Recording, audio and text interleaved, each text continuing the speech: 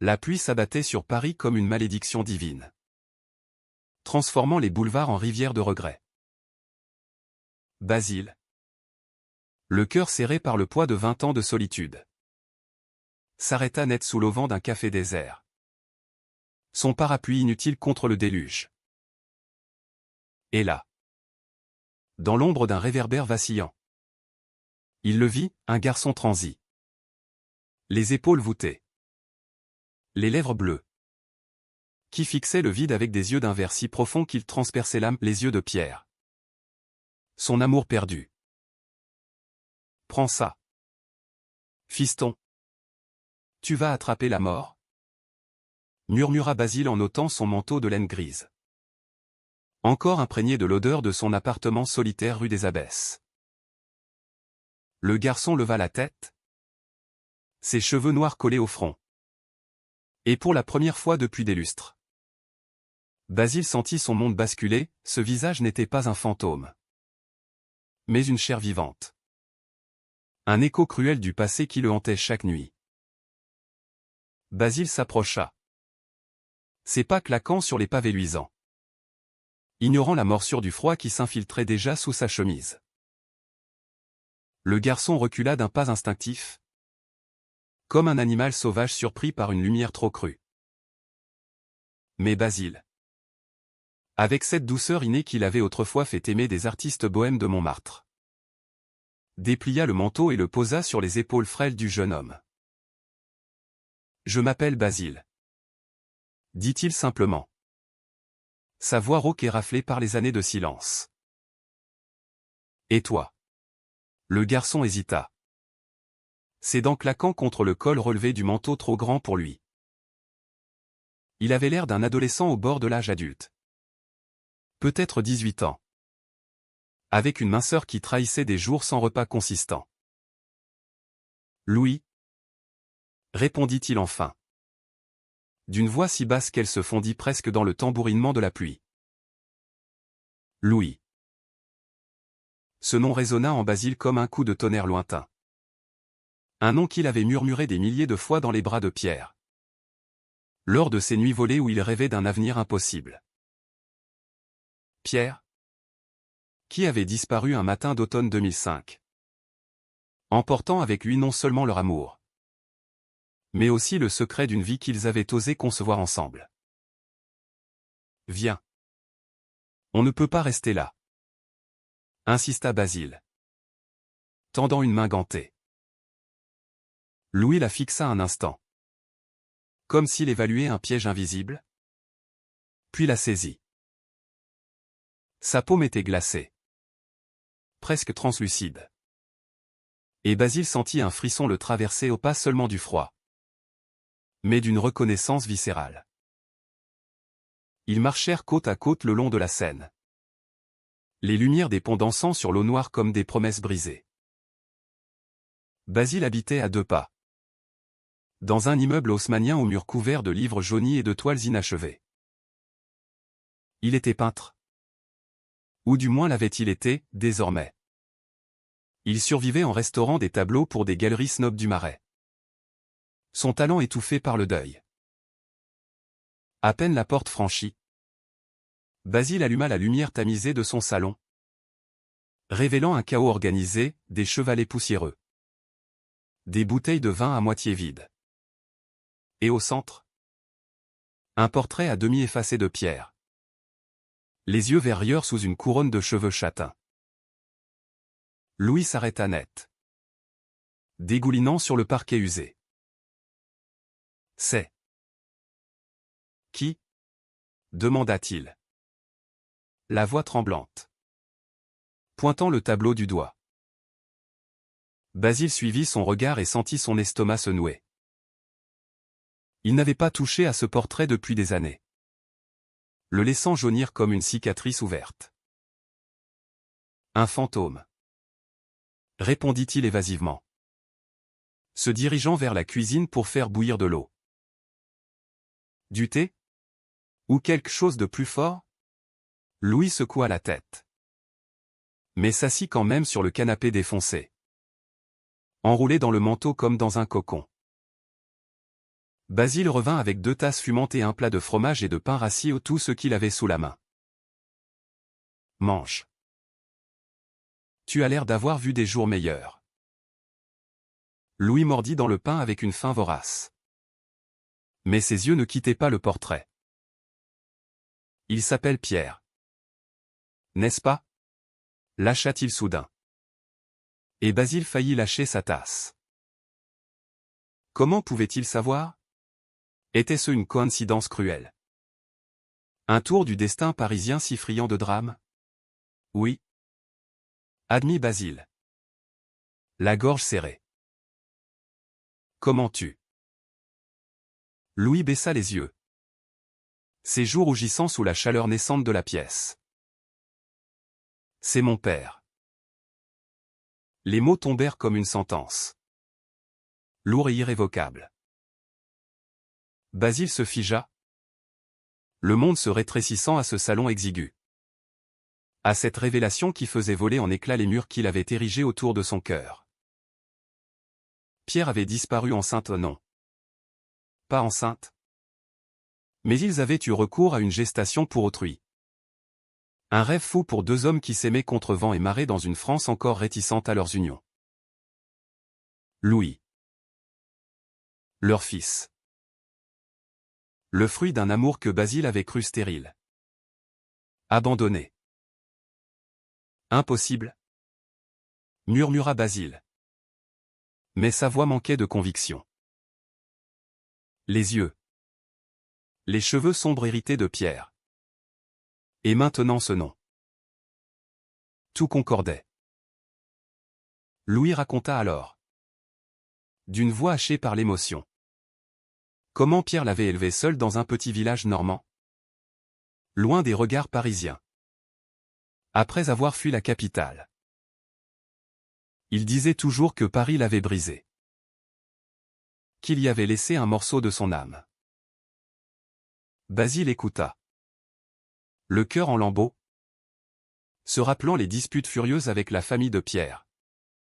Ces bourgeois catholiques de Neuilly qui les avaient maudits pour leur abomination. Pierre avait craqué. Un soir d'hiver. Emportant l'enfant à naître pour le protéger ou pour le cacher à Basile. Par peur de le détruire davantage. La nuit s'étira en confidence. Le thé refroidissant inutilisé. Louis parla de son enfance nomade. Des jobs précaires de Pierre comme professeur de littérature. Des nuits où son père pleurait en cachette en relisant des lettres jaunies ou des lettres de Basile. Qu'il n'avait jamais envoyées. Mais que Pierre avait conservées comme des reliques. Et puis, 6 mois plus tôt, Pierre avait disparu à son tour. Laissant Louis avec une valise vide et un mot, trouve-le. Il s'appelle Basile. Le garçon était descendu à Paris. Dormant sur les bancs de la gare de Lyon. Quémandant des pièces pour un billet qu'il n'achèterait jamais. Jusqu'à cette nuit fatidique sous la pluie. Basile. Les larmes aux yeux pour la première fois depuis des décennies. Attira Louis dans ses bras. Ce n'était pas une étreinte d'amant. Mais celle d'un père égaré. D'un survivant qui retrouvait enfin son phare dans la tempête. Tu restes ici? Déclara-t-il. La voix ferme malgré le tremblement. On va le chercher ensemble. Ton père. Notre Pierre. Louis hocha la tête. Enfouissant son visage dans l'épaule de Basile. Et pour un instant. Le salon s'emplit d'une chaleur oubliée. Un avant-goût de famille recomposée. Mais au fond de lui, Basile sentait déjà les ombres se rassembler. La famille de Pierre n'avait pas oublié, il l'avait traqué, harcelé. Jusqu'à ce que l'amour se brise. Et si la trahison n'était pas seulement celle de Pierre, qui avait fui sans un mot, mais celle d'un passé qui refusait de mourir? Les jours suivants s'écoulèrent dans une routine fragile, Basile installa Louis dans la chambre d'amis. Encombrée de toiles blanches. et l'inscrivit à des cours du soir pour qu'il reprenne ses études abandonnées. Louis, avec sa sensibilité aiguisée, posait des questions incessantes sur leur vie d'autrefois, forçant Basile à exhumer des souvenirs enfouis ou les baisers volés sous la lune de Belleville. Les disputes passionnées dans les ateliers enfumés. L'annonce miraculeuse de la naissance de Louis, fruit d'un espoir contre nature. Pourtant, la romance n'était pas absente, elle planait comme une brume subtile. Louis, avec ses 20 ans naissants, avait hérité non seulement des traits de Pierre, mais aussi de sa grâce androgyne. Cette fluidité qui avait fait chavirer Basile jadis. Une nuit, alors qu'il partageait un vin rouge devant un film en noir et blanc en Casablanca. Ironie du sort.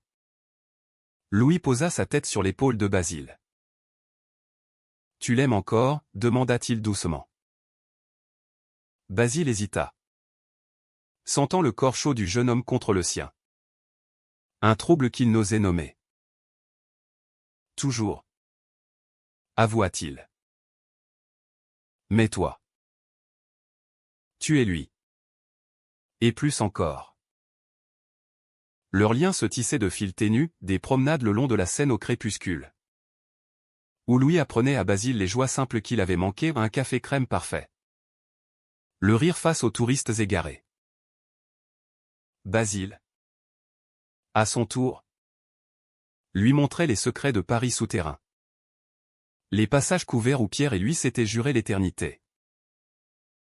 Mais sous cette idylle naissante, le conflit couvait. Un appel anonyme brisa la quiétude une semaine plus tard, la voix de la sœur de Pierre. Glaciale et accusatrice. Ne t'approche pas de lui. Louis est à nous. Tu as déjà volé assez à notre famille. Basile raccrocha, le sang glacé. Mais Louis, qui avait tout entendu, pâlit. Ils m'ont trouvé, murmura-t-il. La trahison de Pierre prenait corps, il n'avait pas fui pour les protéger, mais pour apaiser les siens, sacrifiant Basile sur l'autel familial. Et maintenant, l'histoire se répétait, menaçant d'engloutir leur fragile bonheur. Les jours suivants furent un tourbillon d'émotions contenues. Une danse précaire sur le fil du rasoir. Basile, hanté par l'appel, redoubla d'attention envers Louis, comme pour conjurer le sort. Il l'emmena au Louvre un matin brumeux. Non pour les chefs-d'œuvre accrochés, mais pour les salles désertes où Pierre et lui avaient autrefois échangé des promesses chuchotées. Regarde ce Rembrandt, dit Basile, pointant un autoportrait où le maître hollandais fixait l'éternité avec des yeux lasses. Il a peint son âme brisée, comme Pierre l'aurait fait. Louis, absorbé, effleura la toile du bout des doigts. Et Basile sentit une pointe de jalousie irrationnelle non envers le peintre mort, mais envers le fantôme qui les liait encore. Dehors, Paris s'éveillait sous un soleil timide. Mais l'ombre de la famille de Pierre planait. Louis recevait des messages cryptés sur un vieux téléphone prépayé, des invitations pressantes à rejoindre Neuilly. Des promesses de stabilité financière contre elle, influence toxique, de Basile. Ils disent que tu m'as abandonné, confia Louis un soir, alors qu'il dînait d'une ratatouille improvisée. Basile posa sa fourchette, le cœur pincé. Pierre t'a menti. Ou peut-être. Peut-être qu'il croyait protéger ton avenir. Notre amour était un scandale pour eux. Des hommes ensemble, avec un enfant? C'était l'hérésie ultime. Louis baissa les yeux, ses doigts tremblants sur le verre de vin. À 18 ans, il portait déjà le poids d'une identité fluide. Un héritage de Pierre qui avait toujours flirté avec les normes. refusant les étiquettes mais embrassant pleinement sa Kérité. « Et toi » demanda-t-il, relevant la tête avec une intensité qui fit rougir Basile. « Tu m'as cherché. Toutes ces années ?» La question était une lame. Tranchante et douce à la fois. Basile hésita. Puis avoua la vérité nue, après la disparition de Pierre. Il avait sombré. Des nuits d'ivresse dans les bars gays de Pigalle. Des amours éphémères qui ne comblaient que le vide physique. Il avait engagé des détectives privés. Fouillé les archives. Mais la piste s'était froide. Effacée par la discrétion de Pierre. J'ai cru que j'étais maudit. Murmura Basile. Sa main couvrant celle de Louis sur la table. Le contact était électrique. Un pont entre passé et présent. Père et fils. Amant et ombre d'amant. Louis ne retira pas sa main, au contraire. Il la serra. Et dans ce geste, un courant romantique s'insinua. Subtil. Presque innocent. Ils parlèrent tard dans la nuit. Louis racontant ses propres luttes, les moqueries au lycée normand pour sa « mollesse ». Les premiers baisers volés avec un garçon du village. La découverte des lettres de Basile que Pierre cachait sous son matelas. Il t'aimait tellement qu'il en pleurait. Dit Louis. Mais la peur. La famille l'a rongé. Le lendemain, Basile décida d'agir. Il contacta un vieil ami. Un avocat queer militant des droits LGBT à la Cour de cassation. Pour tracer les traces de Pierre. Les recherches menèrent à une piste ténue, un compte bancaire inactif en Normandie. Alimenté sporadiquement jusqu'à 6 mois plus tôt. Il vivait modestement. Pour l'enfant, expliqua l'avocat au téléphone. Mais alors qu'il creusait, le conflit éclata. La sœur de Pierre, Élise, surgit un après-midi devant l'immeuble de Basile. Flanquée de 2 hommes en costume des cousins. Sans doute, l'air menaçant mais polissé. Rendez-le-nous, exigea TL. Sa voix stridente perçant le hall. Louis, alerté par le bruit, descendit les escaliers en courant. Son visage pâle comme un linceul. Tati Élise, murmura-t-il. Mais elle l'ignora. Pointant un doigt accusateur vers Basile. Tu as empoisonné Pierre. Votre perversion l'a fait fuir. Et maintenant, tu veux corrompre son fils? Les mots étaient un poison. Distillé par des années de haine refoulée. Basile sentit la rage monter. Mais il se contint. Protégeant Louis de son corps. Il n'est pas à vous. Il est libre. Et Pierre? Pierre nous aimait tous les deux. La confrontation dégénéra en cri. Attirant les voisins curieux. Élise brandit un papier ou une demande de garde provisoire, invoquant l'homosexualité de Basile comme risque moral. Louis, les larmes aux yeux, s'interposa, arrêtez. Papa m'a dit la vérité avant de partir. Basile est mon père aussi. Le mot « père » figea Élise. Son masque de fureur craquelant pour révéler une douleur profonde. Pierre était faible. Cracha TL. Il a choisi la famille contre. Ça. Mais ses yeux trahissaient le doute. Et elle repartit. Promettant de revenir avec la loi. Ce soir-là, Louis et Basile s'effondrèrent sur le canapé. Épuisés. La trahison de Pierre se révélait plus nuancée, il n'avait pas fui par lâcheté pure.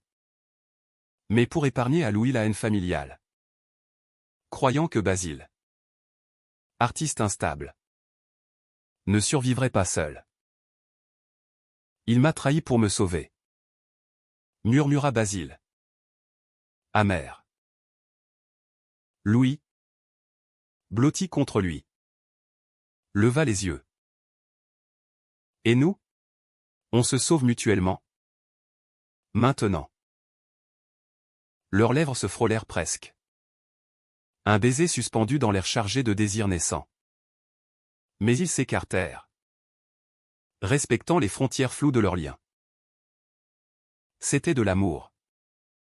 Pur et complexe. Un mélange de filiation et de romance interdite par les normes. Les semaines passèrent dans une tension croissante.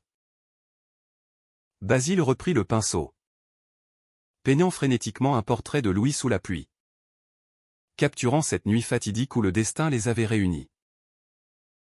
Louis, encouragé, commença à écrire un journal intime sur son père perdu.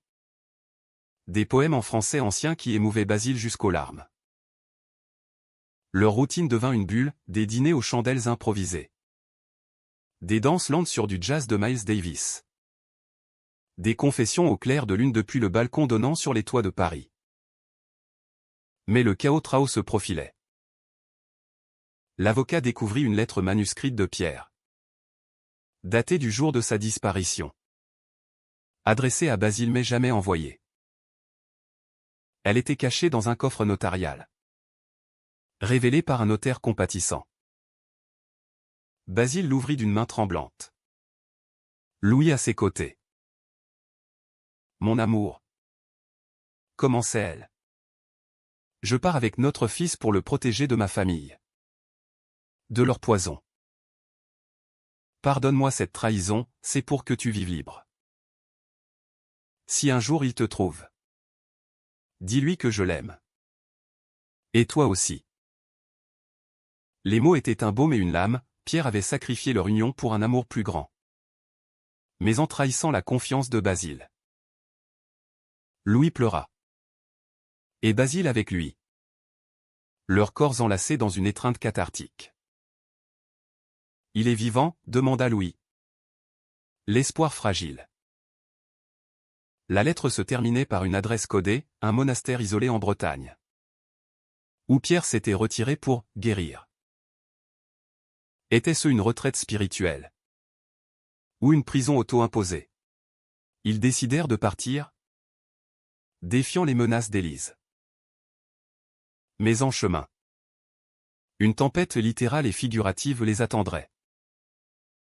Le train pour la Bretagne filait à travers la campagne normande. Un ruban de ferraille reliant Paris à l'inconnu. Basile et Louis étaient assis face à face dans un compartiment brinque-ballant. Leur bagage modeste à leurs pieds, un sac pour Basile rempli de toiles roulées. Un autre pour Louis avec ses carnets de poèmes.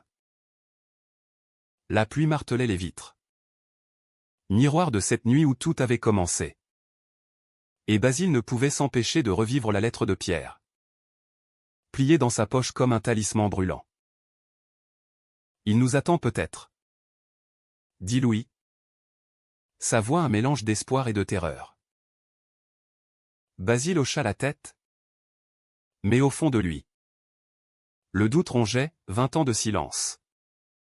Était-ce pardon ou oubli? Ils arrivèrent au monastère de Kergonan au crépuscule. Un édifice de pierre grise perché sur des falaises battues par l'Atlantique. L'air salin piquait la peau. Et le vent hurlait comme un cœur de regret. Le père abbé. Un homme ridé aux yeux perçants. Les reçut avec une courtoisie monacale. Pierre Duval? Oui. Il est parmi nous depuis 5 ans. Mais il a demandé la solitude absolue. Basile sentit son cœur s'emballer, Pierre. Vivant? Si proche. L'abbé les guida à travers les cloîtres voûtés, où des moines emburent psalmodier des vêpres étouffées. Louis serrait la main de Basile, ses doigts moites trahissant son anxiété. Ils le trouvèrent dans un jardin clos, agenouillé devant un rosier sauvage, les mains terreuses. Pierre n'avait pas changé, les mêmes cheveux châtains striés de gris. Le même profil aquilin. Mais son regard. Oh. Ce regard vert avait perdu son éclat. Voilé par une résignation pieuse. Il se releva lentement, fixant les visiteurs comme des apparitions. « Basile » murmura-t-il. La voix brisée par les ans. Puis ses yeux s'écarquillèrent sur Louis, « Mon fils. » L'étreinte fut un chaos de larmes et de reproches. Pierre serra Louis contre lui, murmurant des excuses en un flot incohérent. Tandis que Basile restait en retrait, le cœur déchiré entre joie et fureur. « Pourquoi » demanda-t-il enfin, quand les sanglots s'apaisèrent. Ils s'assirent sur un banc moussu, le vent salé fouettant leurs visages. Pierre raconta tout, la pression familiale après la naissance de Louis. Les menaces d'héritage coupé. Les insultes homophobes lors des repas de Noël. J'ai craqué. Basile. J'ai cru que te quitter te libérerait. Et ici. Il balaya d'un geste le monastère. J'ai cherché la paix dans la foi. Mais c'était une fuite. Louis, les yeux rougis, posa la question qui brûlait, « Tu nous as trahis. » Pour eux, Pierre baissa la tête. Confessant la vérité amère, il avait signé un pacte avec sa famille, promettant de se repentir en échange d'une éducation stable pour Louis. La lettre à Basile était son adieu. Un cri étouffé. Mais la trahison allait plus loin, Élise avait intercepté les courriers, isolant Pierre dans sa culpabilité. J'ai voulu revenir. Des dizaines de fois. Avoua-t-il. Mais la honte. Elle m'a cloué ici. La nuit tomba sur le monastère comme un voile de velours noir. Et ils parlèrent jusqu'à l'aube, déterrant les ruines de leur amour. Basile, sentant la romance renaître malgré tout, effleura la main de Pierre, un geste timide, chargé d'années perdues. On peut recommencer, murmura-t-il. Pierre secoua la tête, les larmes coulant, trop tard. J'ai brisé ce que nous avions. Mais pour Louis. Partez ensemble. Soyez la famille que je n'ai pas su être. Le lendemain, le chaos Trao explosa. Élise débarqua au monastère avec un huissier, muni d'un jugement expéditif réclamant la garde de Louis au nom de l'intérêt familial. Elle avait appris leur venue par un moine imprudent. Et sa rage était un feu purificateur. Tu l'as volé à Pierre, hurla-t-elle à Basile, ignorant le regard implorant de son frère. Pierre, sortant de sa retraite, s'interposa pour la première fois, assez. Élise. C'est mon fils. Et Basile est son père. Notre amour n'était pas un péché. La dispute déchira le jardin, les moines observant en silence. Élise révéla la trahison ultime, c'était elle qui avait forcé Pierre à fuir, menaçant de révéler son homosexualité à son poste de professeur s'il ne rentrait pas dans le rang. Pour le sauver, clamait-elle. Mais Pierre, libéré par la confrontation, brisa le silence, tu m'as détruit. Et maintenant? Tu veux détruire Louis? Il arracha les papiers des mains de l'huissier, les déchirant sous les yeux ébahis de sa sœur.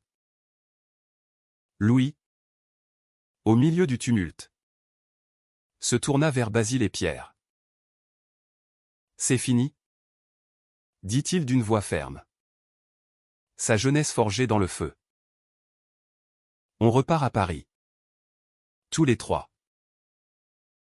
Ou du moins. On essaie. Élise, vaincue, s'effondra en sanglots. murmurant des excuses tardives. La famille se fissurait. Et dans cette brèche, un pardon fragile émergeait. Ils quittèrent le monastère le cœur lourd. Pierre abandonnant sa bure pour un manteau civil. Symbolique.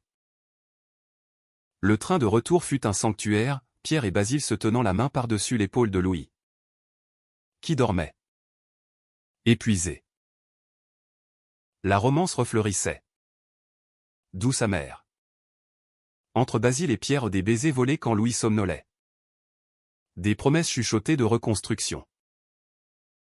Mais Louis, sentant le courant, n'était pas jaloux, son propre cœur battait pour Basile d'une façon nouvelle. Platonique et profonde. Un amour filial teinté d'admiration romantique. À Paris. La vie reprit. Mais transformée. Pierre s'installa dans l'appartement.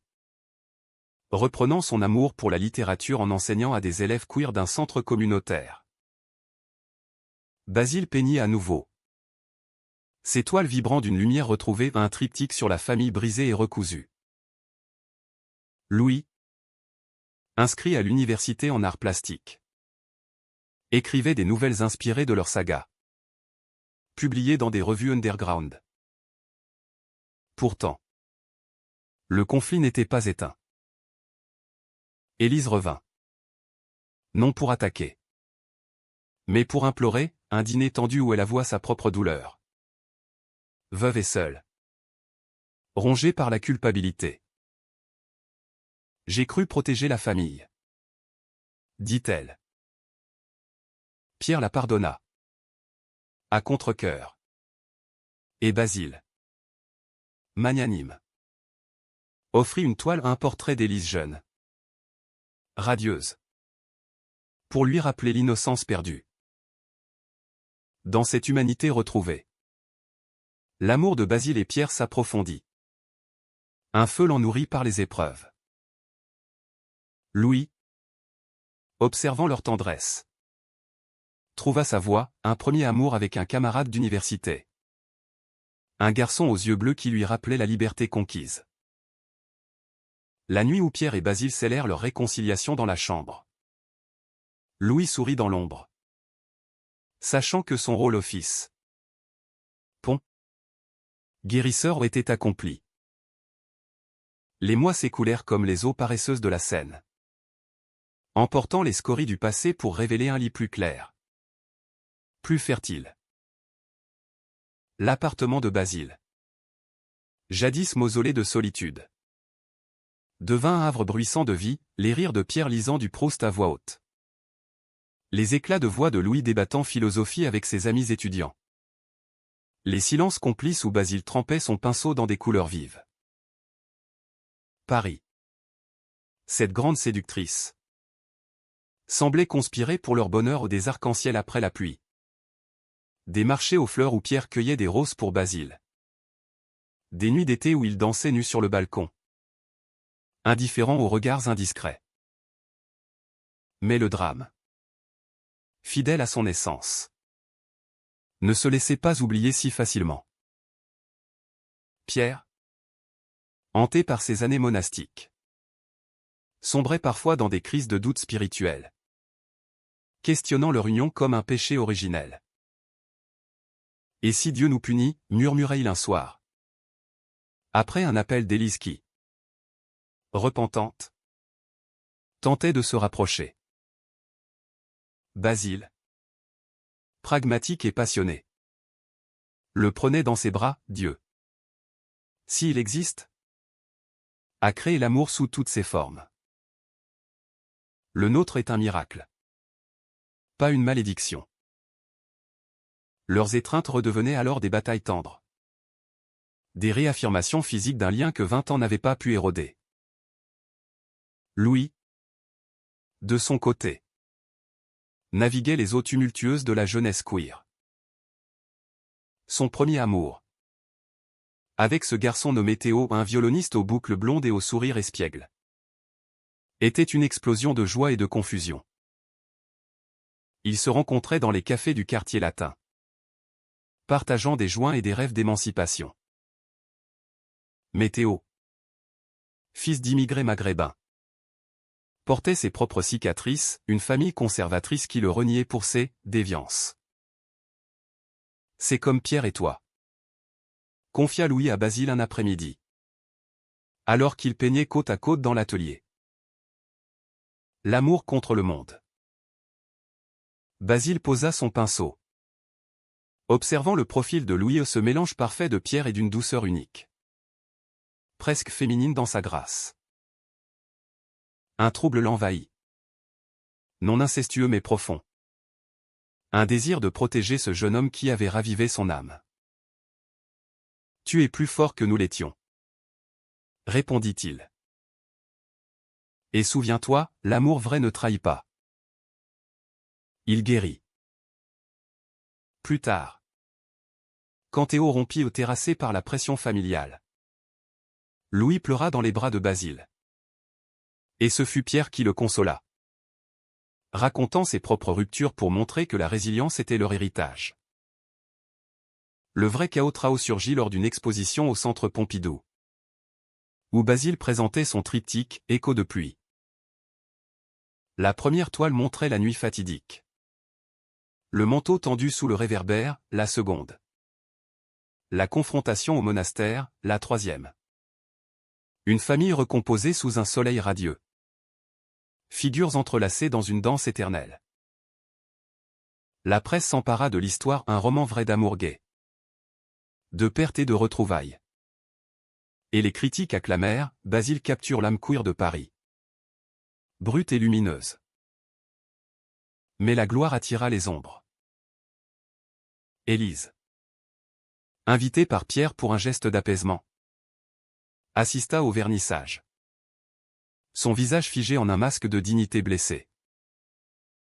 Parmi la foule, un journaliste sensationnaliste, un chasseur de scoop homophobe déguisé en progressiste cornera Louis, et toi. Dans tout ça, le fils illégitime.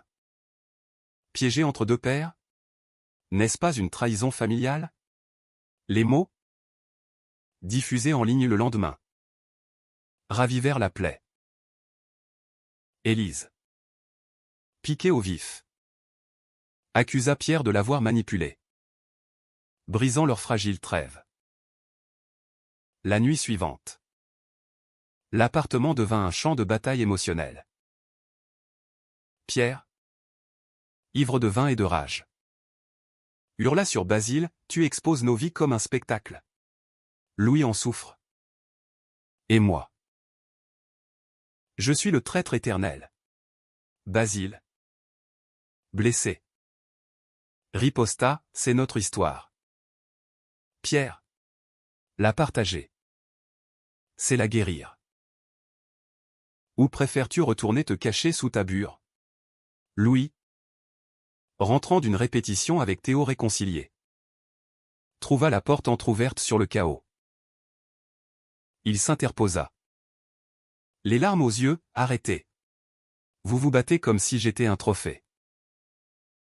Mais je suis vivant grâce à vous deux. » La trahison. C'était le silence. Maintenant. Parler. Aimer. Ces mots, simples et profonds, désarmèrent les amants.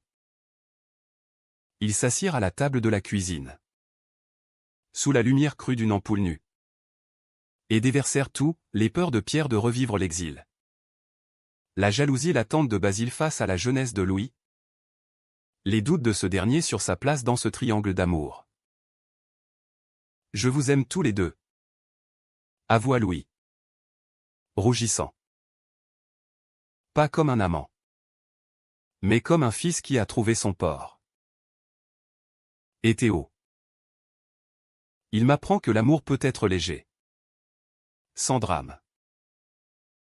Pierre, ému, serra son fils contre lui.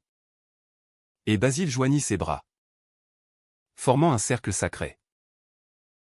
Le pardon s'instaura. Humain et imparfait. Élise, touchée par un article sur l'exposition, écrivit une lettre d'excuse, admettant sa propre trahison motivée non par haine pure, mais par la peur de perdre son frère à un monde qu'elle ne comprenait pas. Elle promit de soutenir Louis dans ses études. Un pont vers une réconciliation lente. Pierre, libéré, commença une thérapie de groupe pour ex-moines queer, transformant sa foi en allié de l'amour. Romantiquement, Basile et Pierre redécouvrirent leur corps comme des explorateurs affamés, des nuits où ils faisaient l'amour avec une tendresse féroce, murmurant des « je t'aime » en français ancien. Langue de ronsard et de passion interdite.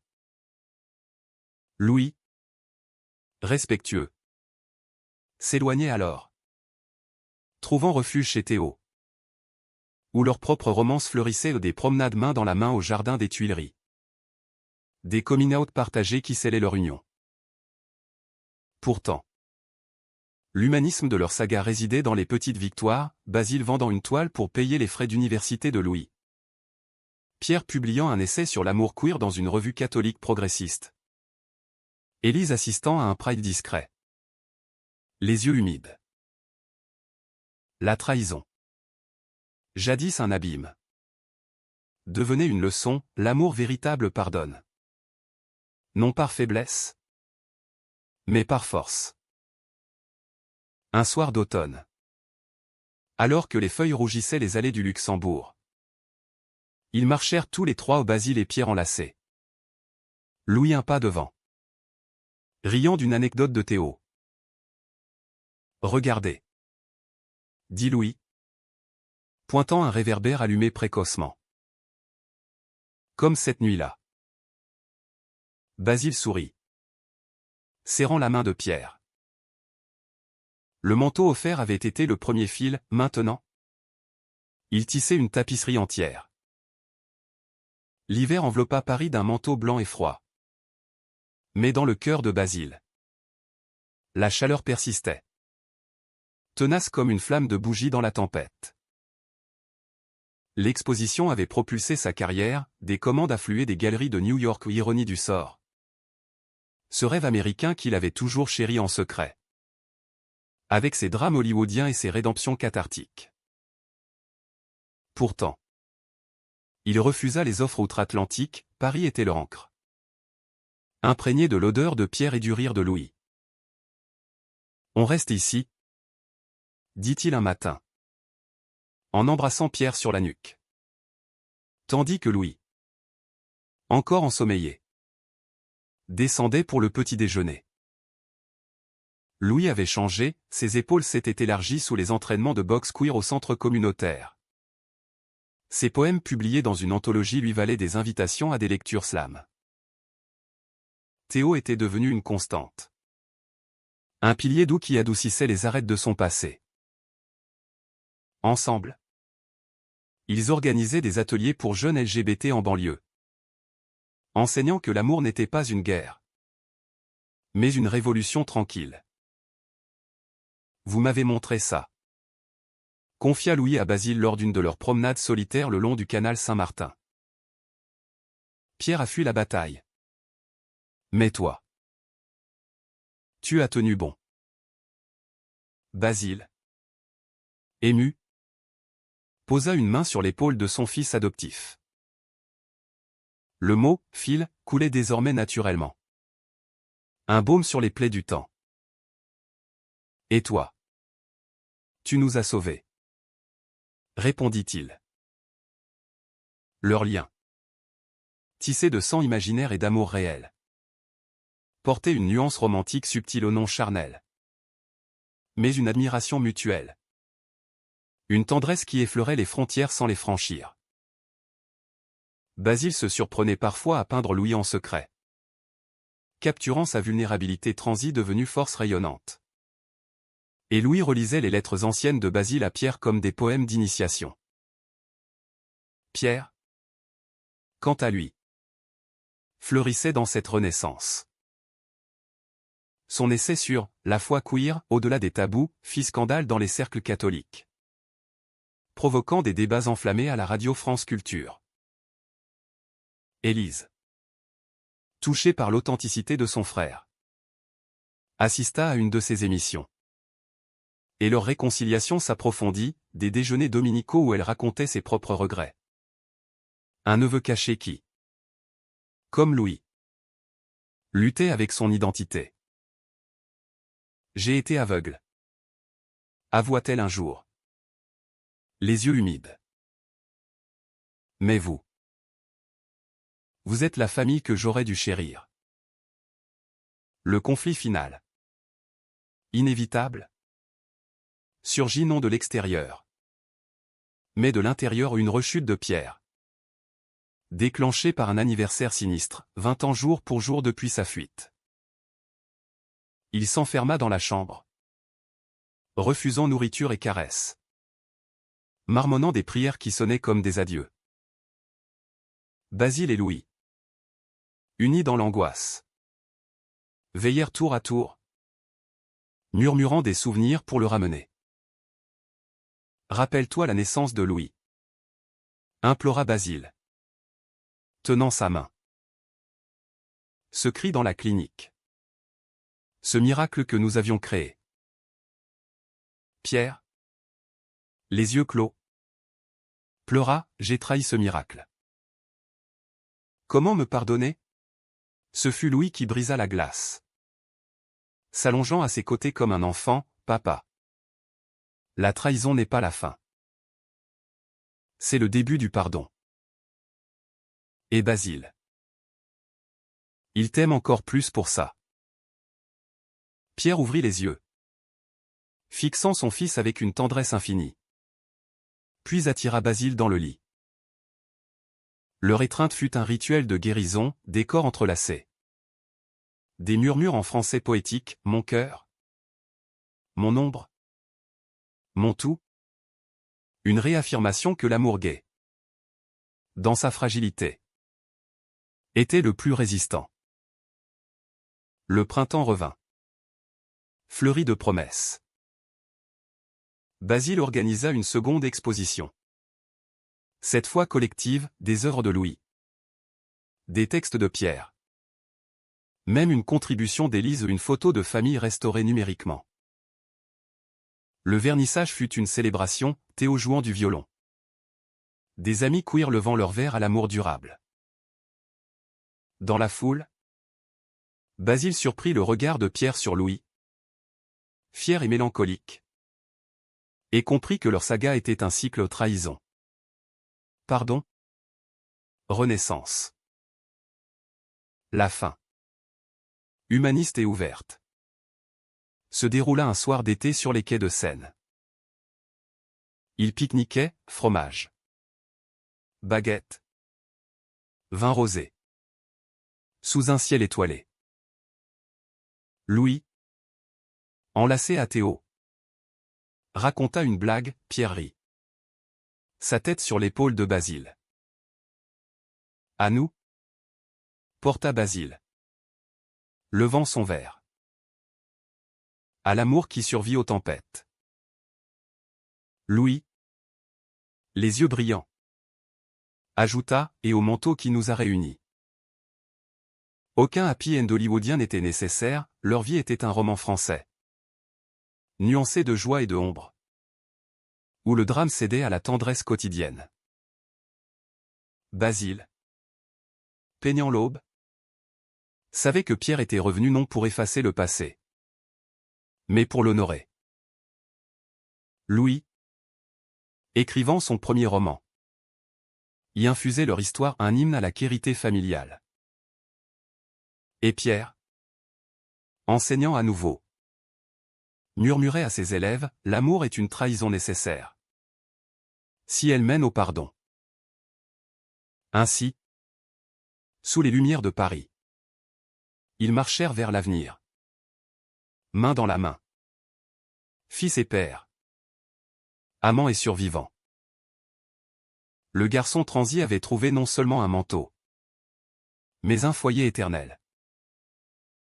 Et dans ce foyer, l'humanité triomphait aux vulnérables. Imparfaite, infiniment belle.